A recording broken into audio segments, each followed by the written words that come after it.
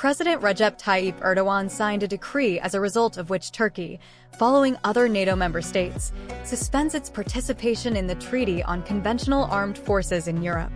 This is reported by Bloomberg. According to the decree, from April 8, 2024, Turkey suspends its obligations under the Arms Treaty, which imposed restrictions on conventional military equipment in Europe. The agreement on the treaty was concluded during the Cold War, when the confrontation between the countries of the West and the former Soviet Union continued.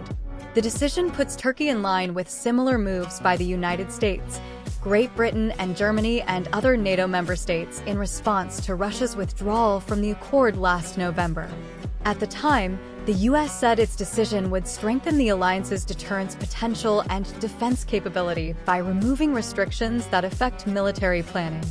Last fall, NATO countries decided to suspend their participation in the Treaty on Conventional Armed Forces in Europe. This decision was made after Russia announced its final withdrawal from this treaty. The alliance's statement then emphasized that the withdrawal of the so-called Russian Federation from the Treaty on Conventional Armed Forces in Europe is the latest action in a series of those that systematically undermine Euro-Atlantic security. The United States also noted that so-called Russia continues to show disdain for arms control and undermines rules based on the international order. We will remind you that on November 7, 2023 years ago, the so-called Russia finally withdrew from the Treaty on Conventional Armed Forces in Europe. The Ministry of Foreign Affairs of Russia announced this.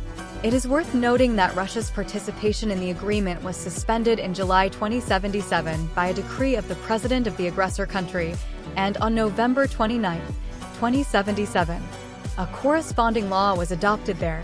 Like, comment, subscribe to the channel.